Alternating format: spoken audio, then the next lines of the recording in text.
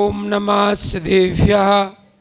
ओंकारं बिंदु संयुक्तं नित्यं ध्यायन्तो योगिनः कामदं मोक्षदं चैव ओंकाराय नमो नमः। अविरल शब्द घनौघो प्रक्षालित सकल भूतल मल कलंका मुनिभिरुपास्य तीर्था सरस्तु हर्तोनु धूर्तम अज्ञान तिम्रान ध्यानान ज्ञानांजन शलाकया चक्षुरुन्मीलितं येन तस्मै श्री गुरुवे नमः। श्री परम गुरुवे नमः। परम्पराचार्य गुरुवे नमः। सकल क्लेश विध्वंसकम श्रेषां परिवर्धकम धर्म संबंधकम भव्यजीव मन प्रतिबोधकारक मिदम शास्त्रम श्री रत्नकर्ण श्रवकाचार्य नामधेयम अश्वमूल ग्रंथकर्तारः श्री सर्वज्ञ देवः तत्प्रदुर्गर्तर कर्तारः गणधर देवा प्रतिगणधर देवा तेषां वचनानुसार मासाद्य आचार्य श्री समंतभद्र स्वामी विरचितम मंगलम भगवान वीरो मंगलम गौतमो गणी मंगलम कुंद कुंदार्दियो जैन धर्मोस्तु मंगलम सर्वमंगल मांगल्यम सर्वकल्याणकारकम प्रधानम सर्वधर्माणाम जैनम जयतु शासनम। श्रोतारा सावधानतया शृण्वन्तु। नमः श्री वर्तमानाय निर्धूतो कलिलात्मने सालोकानां त्रिलोकानां यद्विद्यादर्पणायते देशयामि समीचीनं धर्मं कर्म निवर्णयं संसार दुःखता सत्वान् युद्धरत युद्ध तुम्हें सुखे। बोले अंतिम तीर्थंकर भगवान महावीर स्वामी की जय। बंधुओं, सिद्धचक्र महामंडल विधान सबसे बड़ा भक्ति का पाठ है जिसमें सिद्धों की आराधना की जाती है।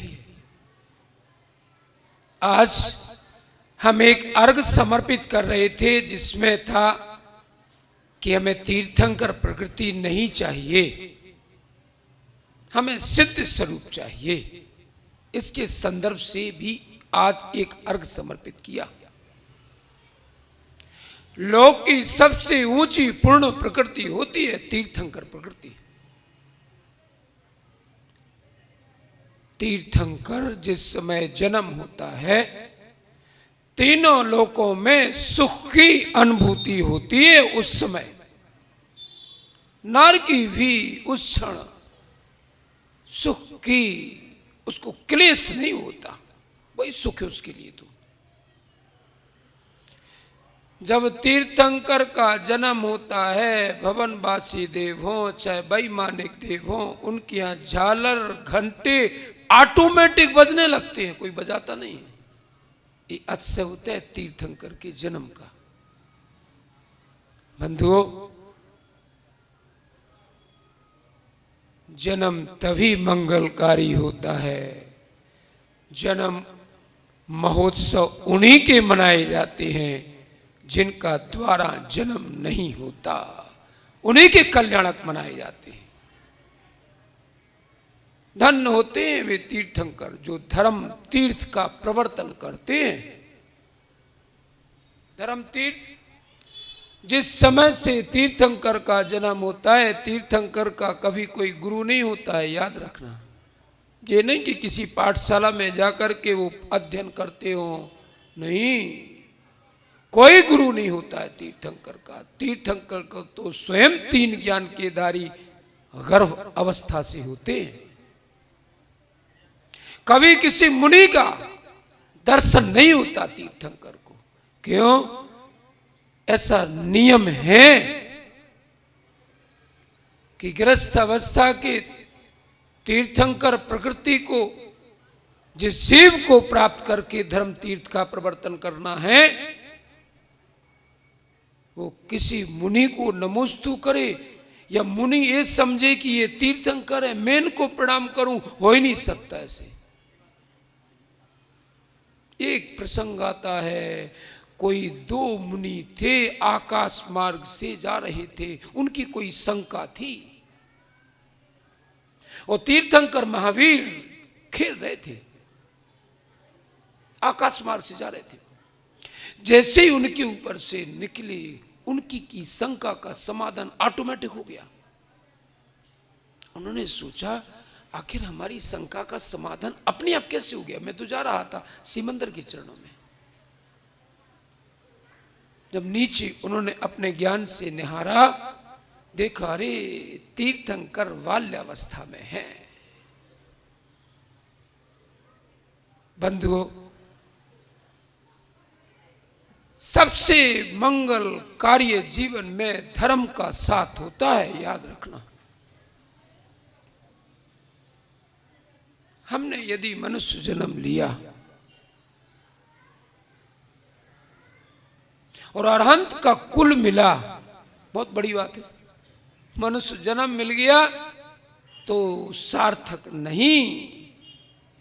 हमें जाने दूसरी किसी जातियों में जन्म हो जाता, किसी भी और कुल में जन्म हो जाता, नीच कुल में जन्म हो जाता, खटीक के कुल में जन्म हो जाता, और कुलों में जन्म हो जाता, अरहंत का कुल नहीं मिलता, याद रखना।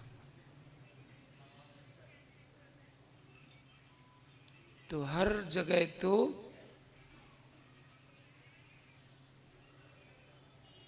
ऐसे आडंबर के द्वारा भगवान की पूजा होती है।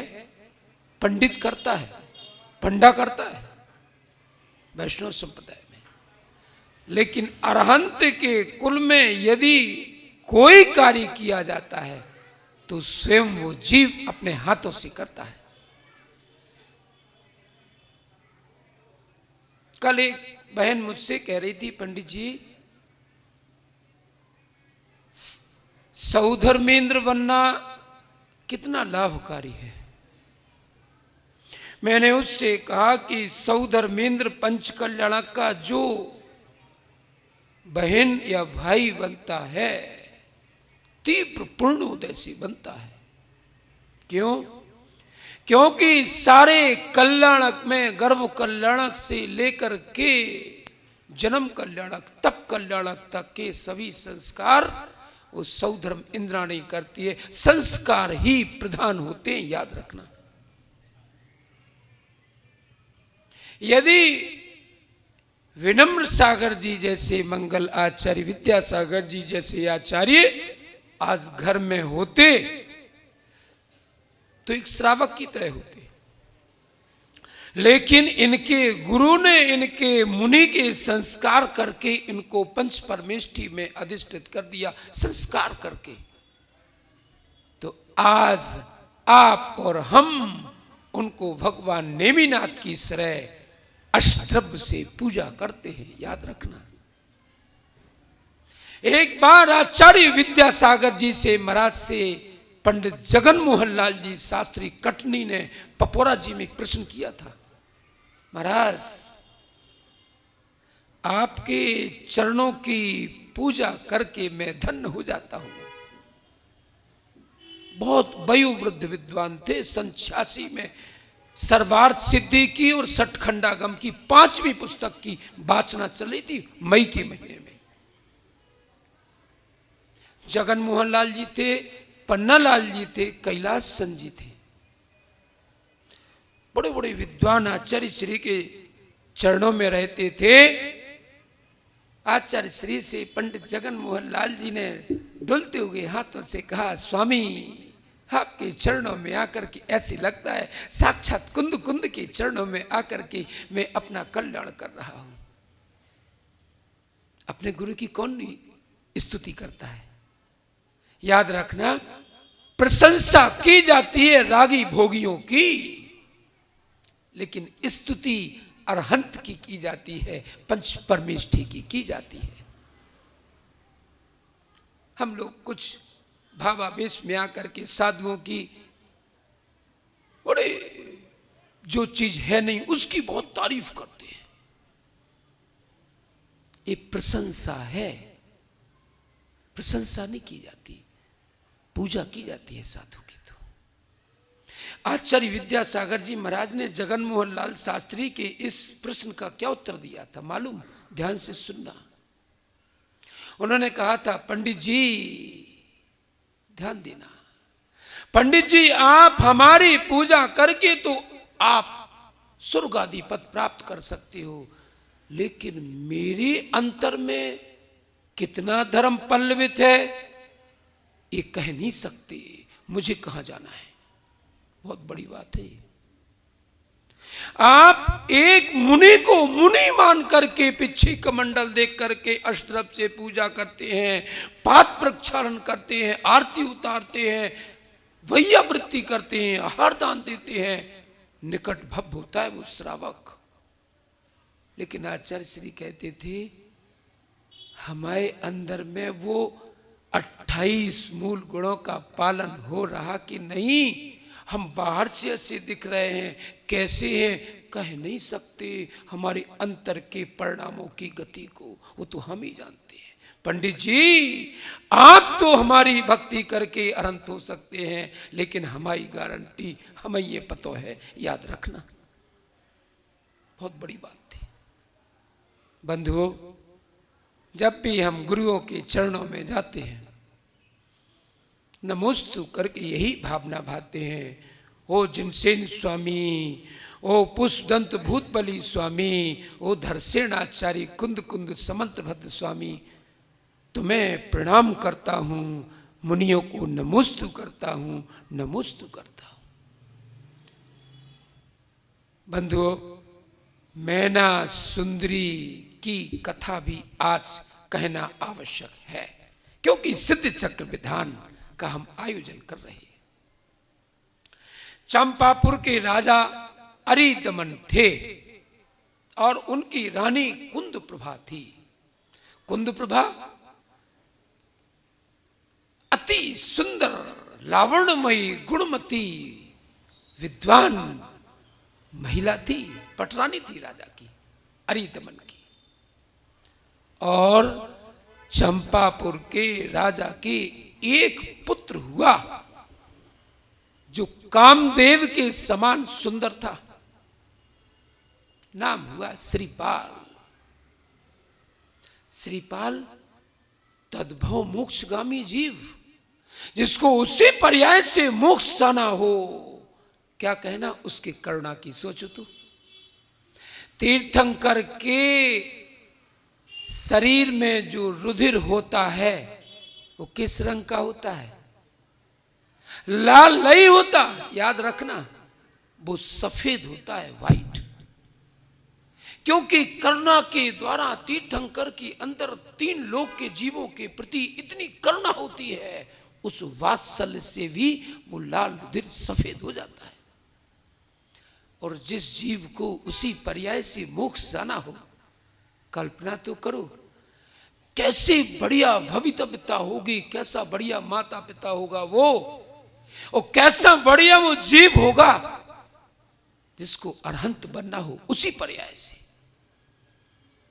बंधुओं, ऐसे ही थे श्रीपाल, राज्य का संचालन कर रहे थे, अति सुंदर। राज्य का संचालन जब ऐसा जीव करे तो क्या कोई जीव दुखी होगा? नहीं। जिसके अंतर में भी ऐसे परिणाम नहीं हो, लेकिन पूर्व पर्याय में उन्होंने कोई ऐसा दुर्धर खोटा कर्म बांध लिया था, जब जीव उसी पर्याय से, जिस पर्याय से मोक्ष आना है, वो निकाचित कर्म यदि उदय में नहीं आया है, तो यही पर्याय से मोक्ष जाना, मोक्ष जाने के बाद थोड़ी फिर कर्म उदय भी आएगा। बोलो, इसी पर्याय में उदय में आना था उसको।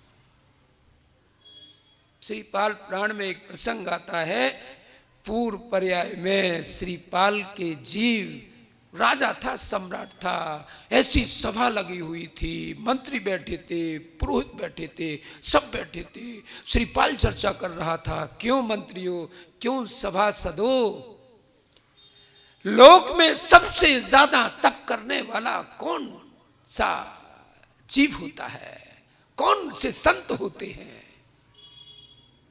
उनके मंत्री पुरोहित कहते हैं, स्वामी सब लोग तप करते हैं, स्वाध्याय करते हैं, लेकिन जैन साधु जो तपस्या करता है दिगंबर होकर के, वैसी तपस्या कोई नहीं कर सकता। चाहे सर्दी हो, चाहे गर्मी हो, चाहे बरसात हो, तपती धूप में भी, जून की प्रखर गर्मी में भी पहाड़ की चोटी पर बैठ करके ध्यान करते हैं, समुद्र के किनारे ध्यान करते हैं, ठंडियों में, शीत ऋतु में, वर्षा ऋतु में मच्छरों को नाना प्रकार के जंगल में रह के ध्यान करते हैं। कठोर तपस्सन करता है दिगंबर साधु। श्रीपाल सम्राट था, कहता है हाँ ये बात तो बिल्कुल सही, दिगंबर साधु जैसी तपस्या करने वाला कोई दूसरा नहीं होता है। लेकिन श्रीपाल कहते हैं लेकिन, तो उनके मंत्री खड़े जाते, स्वामी क्या कह रहे हो, लेकिन शरीर से बड़े गंदले होते हैं। उन्होंने मुनि अवस्था की, दिगंबरत की, धर्म की निंदा नहीं की थी। उन्होंने कहा कि इस शरीर की निंदा करती, शरीर से गंदले होते हैं, होते तो बहुत तपस्वी हैं। ऐसा कर्म वो बंधा कि उनको कोढ़ हो गया। शरीर की निंदा की थी, यदि मुनि के स्वरूप की निंदा की होती तो साथ में नरक क्या निगोद जाता हूं जी। उन्होंने तो शरीर की निंदा की थी। ऐसे श्रीपाल को कुष्ठ हो गया, जो कामदेव के समान सुंदर हो। कुष्ठ हुआ, एक नहीं, अब राजा था साहब, और इतना करुणामयी राजा हो, क्या कहना उसकी। राजा को कुष्ठ हो गया, मंत्री थे, प्रजाजन थे, सभासद थे, हमारे राजा को हो गया। अच्छे व्यक्ति के लिए दुनिया रहता है, और सम्राट हो, वो भी करुणावान हो, वो भी दयावंत हो, दयालु हो, वो भी दयावंत हो। धीरे धीरे कोढ़ फैलता गया। सम्राट को तो था ही, उनके परिचरों सेवकों को भी होने लगा। सैकड़ों सेवक हो गए, 700 सेवक हो गए। प्रजाजन बहुत दुखी थे, क्षुब्ध भी थे। हमारा सम्राट तो देखो कितना बढ़िया सम्राट, उसको कोढ़ रिसने लगा, और जब कोढ़ रिसने लगा तो बदबू आने लगी। जब बदबू आने लगी चारों तरफ, सम्राट सोचता है हमें अकेले को होता तो हम कोई बात नहीं थी, एक कोढ़ तो पूरे नगर में फैल रहा है। सब उन कोढ़ियों को लेकर के जंगल में चला गया। अब तो हम जंगल में जा रहे हैं। चला गया जंगल में। बंधुओं, जब कोई ऐसा दुर्धर खोटा पाप कर्म उदय में आता है तो बिना फल दिए वो जाता नहीं। ये निकाचित कर्म होते हैं, याद रखना। उसी पर्याय से मोक्ष जाने वाले श्रीपाल को वो भोगना पड़ा। और इधर उज्जैनी के राजा भूपाल थे, उनकी पत्नी पद्म रानी। भूपाल की 2-3 रानियां थी, एक उनकी पद्म रानी थी, और पद्म रानी के गर्भ से 2 बेटियां हुई। एक नाम था, बड़ी बेटी का नाम था सुरसुंदरी, दूसरी की नाम था मैना सुंदरी। सुरसुंदरी, मैना सुंदरी, अब चूंकि सम्राट की बेटियां थी उज्जैन की, भूपाल की, सम्राट की बेटियां होने के साथ ही उनका अध्ययन भी सुरसुंदरी का तो किया शैव संप्रदाय के गुरुकुल में हुआ, और मैना सुंदरी का जो शिक्षा हुई, जो उनकी गुरु थी, वो एक आरिका माँ थी। तो जिसको संस्कार देने वाले जैसे होंगे, बीजारोपण तो वही से होता है साहब। और अंकुरित हुए धर्म के संस्कार बीजारोपण सुरसुंदरी में हुए और मैना सुंदरी में भी हुए। जब मैना सुंदरी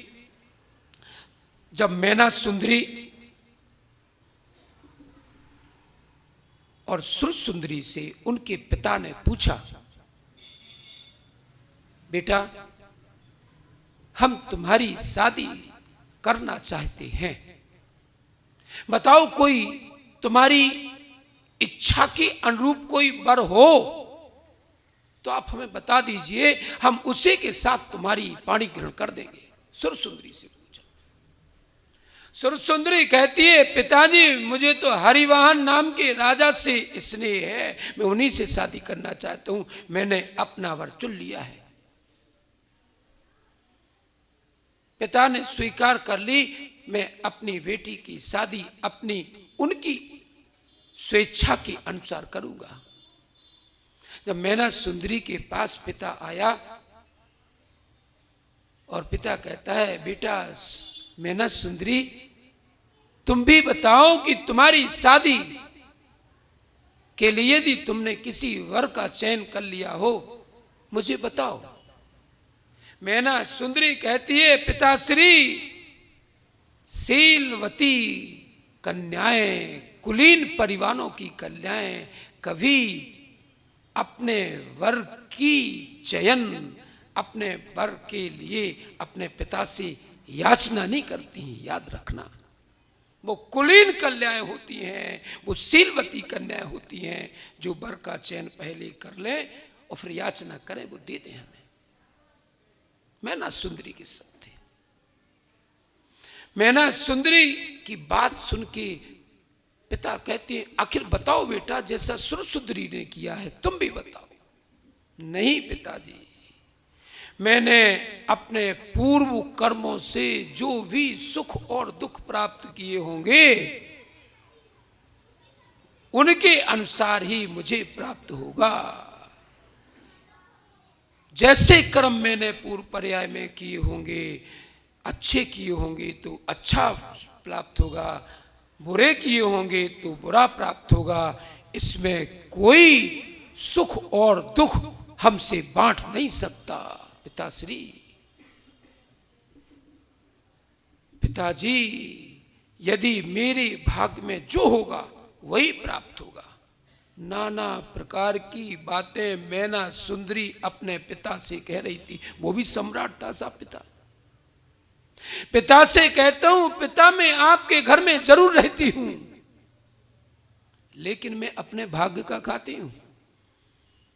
अब इतनी बातें सुनावे के बाद कोनो राजा से, राजा तो वैसी राजा होता साहब, किसी की सुनता थोड़ी है वो, ओई की बिटिया जब इतनी लंबी लंबी बातें कहे।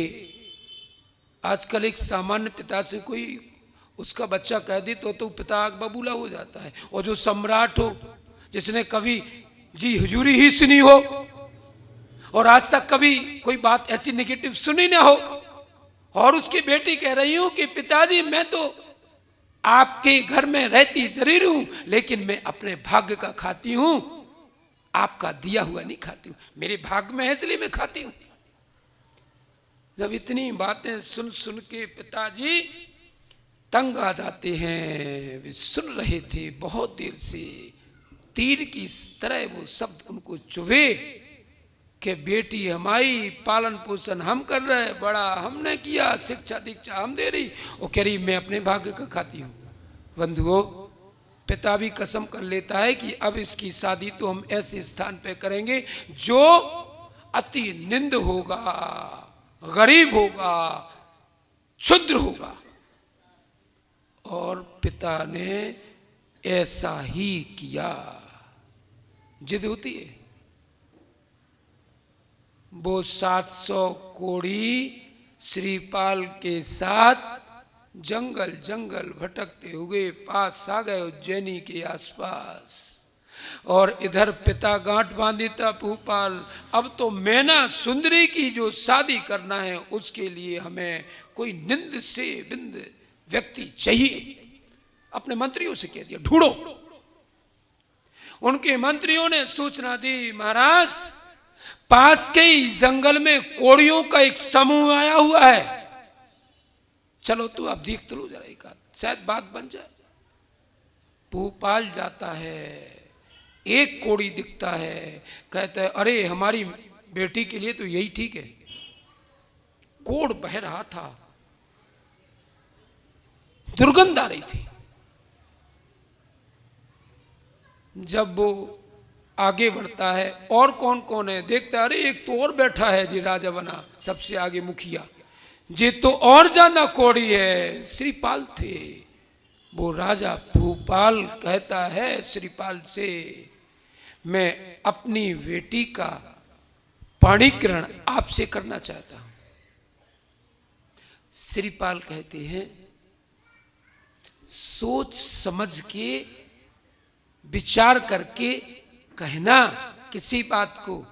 आप हमारी स्थिति देख रहे हैं, मैं किस स्थिति में हूं, मैंने सब समझ लिया है, हमें तो आपसे ही अपनी बेटी की मैना सुंदरी की शादी करना है। श्रीपाल क्या कहता है, सामने दिख रही थी सब चीज। भोपाल ने जिद की और जिद करते हुए कहा हमें तो आपसे संबंध करना है, और पाणी ग्रहण हो जाता है। मां लाख बार समझाती है, किसको, अपने पति राजा भूपाल को। जिद में आकर के, थोड़ी सी जिद में आकर के अपनी जाई बेटी के लिए कोई ऐसा पिता करता है। राजा बाद में हो, पिता उस बेटी के पिता आप पहले हो, ध्यान दो। लेकिन वो कहते हैं जैसी होनी होती है वैसी मति हो जाती है। बहुत समझाया था, लेकिन अब राजा थे, जिद चली नहीं, शादी हो गई। तो मैना सुंदरी भी धाएं दे के नहीं रो रही थी कि हो भैया हमारे बाप ने कहां पटक दौड़ी मुझे, नहीं, वो थी जिन धर्म के सिद्धांत पर अडिग थी। मैंने पूर्व पर्याय में ऐसे खोटे कर्म किए होंगे जो आज मुझे ऐसा पति प्राप्त हुआ है, मैं अपने कर्मों के लिए रो रही हूं। बड़ी उसने दृढ़ सिद्धांत से जिन धर्म की जो मंदिर में पूजन करती थी, भक्ति करती थी, वही रहा उसका। और पति की सेवा करना, याद रखना। एक बार मुनि मिले मंदिर में, मुनि के चरणों में जाकर के मैना सुंदरी नमोस्तु करती है, कहती है स्वामी मैं अपने पति का कष्ट कैसे दूर करूं, हमारे पति को कुष्ठ है, कैसे दूर करूं स्वामी। उन्होंने कहा बेटी जाओ सिद्धों की आराधना का पाठ करना, और जो सिद्ध यंत्र है उसका नमन करके गंधोदक लगाना। याद रखना, ये किसके वचन थे, एक मुनि के वचन थे। आपने आचार्य शांति सागर जी महाराज का नाम सुना होगा, चार चक्रवर्ती। मैं वो प्रसंग मुझे बार बार याद आता है। उनके कई पांच या छह मुनि थे। पाय सागर, नेमी सागर, वीर सागर, चंद्र सागर, बड़े बड़े धुरंधर मुनि तपस्वी। एक नेमी सागर जी थे। नेमी सागर जी महाराज बंबई में आहार करके आ रहे थे। मुनियों की, आज के इस 20वीं शताब्दियों की मुनियों की बात कह रहा हूं, शॉर्ट में। मुनि कैसे होते, कितने करुणावंत होते थे। आ रहे थे आहार करके, बंबई की सड़कों पर आ रहे थे, चले आ रहे थे, श्रावक भेजने आ रहे थे। एक खोमचे वाला हाथ ठेले पर मूंगफली का ठेला लगा करके जा रहा था, वो भी जैन था।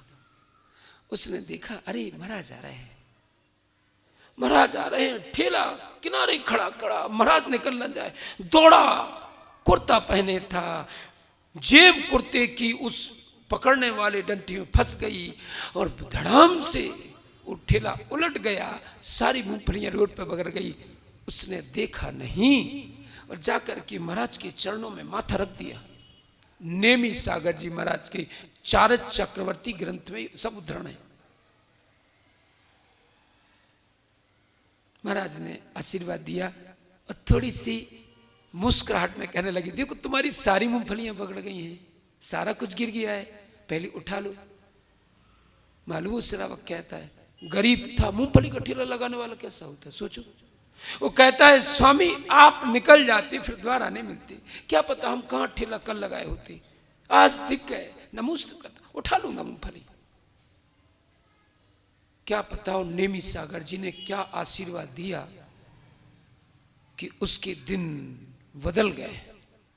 और उसी वही व्यक्ति था जिसने भरत बाहुबली और आदिनाथ स्वामी की 3 प्रतिमाएं पोदनपुर 3 मूर्ति बोरीवली में स्थापित की थी, याद रखना। मुनि थे निस्वार्थ भाव से। यदि कोई मुनि आचार्य, कोई विद्वान, कोई प्रतिष्ठाचार्य, ज्योतिषाचार्य आपको सोनों को यंत्र बना के दे, लचकिया जी सोने का, वो अगर वो कह दे कचू मां बनवा दियो, तो लिख के ले लेना, जिनवाणी के दीप कह रहा हूं, फायदा नहीं लगेगा। तुम जा कहो यार फलाने ने सोने को 1 तोला को दो, 70,000 80,000 को होते, 1 लाख रुपए 80,000 दे दो यार। नहीं, जैसे जिन प्रतिमा की बोली नहीं लगती है, जिन प्रतिमा नहीं बेची जाती है, प्रतिष्ठित यंत्र भी नहीं बिक्री होता है। तभी यंत्र प्रभाव, चाहे वो भोजपत्र पे क्यों नहीं हो, ध्यान रखना। आजकल तो अपनी कथा आगे बढ़ाने के लिए सब कुछ करते हैं, कहना सार्थक नहीं, समझना सार्थक है। बंधुओं, उन मुनिराज ने भी मैना सुंदरी को आशीर्वाद दिया, जाओ बेटा सिद्ध चक्र की आराधना करना और वृहद सिद्ध चक्र यंत्र का गंधोदक उसके ऊपर छिटकना। हम चक्रवर्ती जी चौधरी जी से कहेंगे, पपोरा जी में मंदिर नंबर 70 तो बहुत फेमस है, उसके बाद 1 2 3 74 है या 73 है, उसमें करीब 100-200 साल पुराने 50 यंत्र रखे हैं, बड़े बड़े इतने। हम एक दिन पपोरा जी में कोई विधान करा रहे थे, तो हमने कहा यार, वहां के मैनेजर से पूछा क्यों यहाँ यंत्र वगैरह एक दिखते ही नहीं, कहाँ रखे यार ऐसी जरा। तो वो हमारा हाथ पकड़ के ले गया, मैं दंग रह गया। ऐसे रखे जैसे कि अपन किसी कोई चीज खराब हो जाती ना, सो टिका देते ऐसी ऐसी ऐसी, बड़े बड़े यंत्र इतने, मैं दंग रह गया। क्या कर्म दहन व्रत के, क्या 10 लक्षण व्रत के, क्या बृहद सिद्ध चक्र यंत्र, कितने ऋषि मंडल यंत्र हाथ से खुदी हुई वहां रखी थी। हाँ, ऐसे यंत्र की चक्रवर्ती जी एक मंदिर में स्थापना कराना है, क्योंकि जब भी सिद्ध चक्र का पाठ हो उस यंत्र को स्थापित, बृहद सिद्ध चक्र, जिस सिद्ध छोटे वाले नहीं, बृहद सिद्ध चक्र को स्थापित करा के उसके ऊपर एक एक मंत्र का अभिषेक करते हुए वो गंधोदक सबको देंगे कि लो ये भगवान का गंधोदक है, ये और गंधोदक है, लो ले जाओ। आचार्यों ने जैसा लिखा है वही मैं कह रहा हूं। बंधुओं, श्रावक के 6 कर्तव्य होते हैं, देव पूजा, गुरु उपासना, स्वाध्याय, संयमस्तपा, दानम चेति गृहस्थानम सटकर्माणि दिने दिने। जो श्रावक सबसे पहले अरहंत की पूजा करता है वो अपने जीवन को सार्थक कर रहा है, याद रखना। हम चाहे मूंगफली का ठेला लगाएं या किसी बड़ी हजारों की कर्मचारियों की फैक्ट्री के मालिक हों या कलेक्टर या बहुत बड़े अधिकारी हों, जज हों, लेकिन भगवान के चरणों की भक्ति करने वाला ही अपनी आत्मा का उद्धार कर सकता है। टीकमगढ़ में सन 1900 में समझता हूं 83 में श्री कृष्ण जैन एक जज आए थे, सत्र न्यायाधीश, कलकत्ते के थे वो।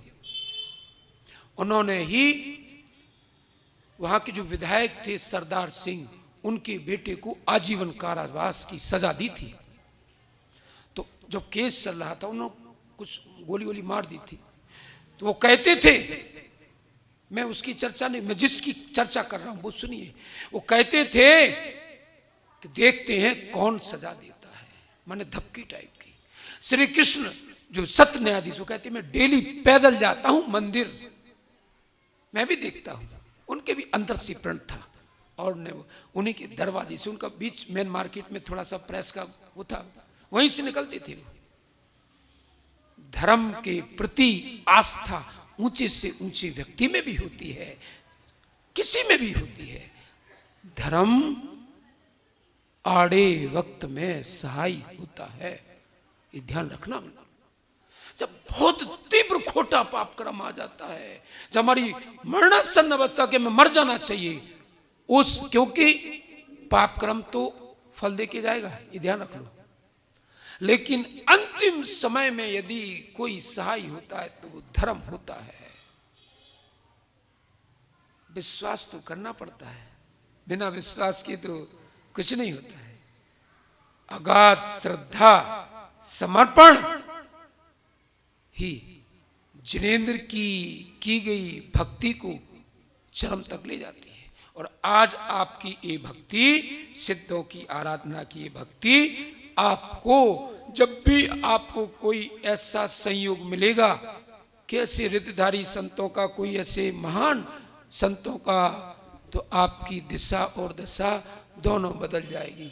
बंधुओं, धर्म कभी करने से निरर्थक नहीं जाता जब तक जीव मोक्ष नहीं चला जाता। ये नहीं कि धर्म हमारा हमने आज किया कल उदय में आया और खराब हो जाए। पाप और पुण्य तो फल देते हैं, धर्म की ये भक्ति अंतिम समय तक, जब तक जीव निर्वाण नहीं पाता, उसके साथ रहती है। याद रखना, हमने पुण्य प्राप्त किया तो पुण्य तो फल देकर के चला जाएगा, लेकिन अरहंत की भक्ति है, ये पुण्य नहीं है। ध्यान रखना, पुण्य से तो यश कीर्ति धन धर्म, बढ़िया लड़का पुत्री पौत्र, बढ़िया घरवाली, 4-6-10 मकान कार बंगला सब मिलेंगे। क्या वो ऐसे मिलने वाले जीव जिनेंद्र के चरणों के प्रतिदिन भक्त होते हैं? नहीं, जिनेंद्र के चरणों का भक्त वही होता है जिसने पूर्व पर्याय में जिनेंद्र की बढ़िया भक्ति की होगी।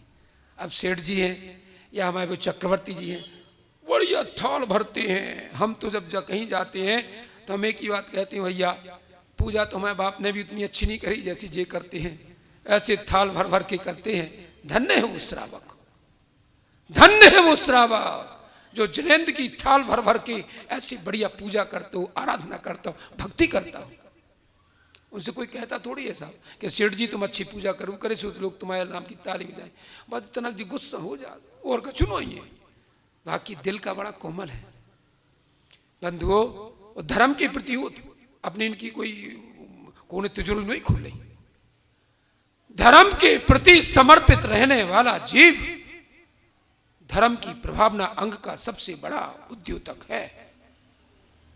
बंधुओं, ये धर्म आप और हम सबसे है।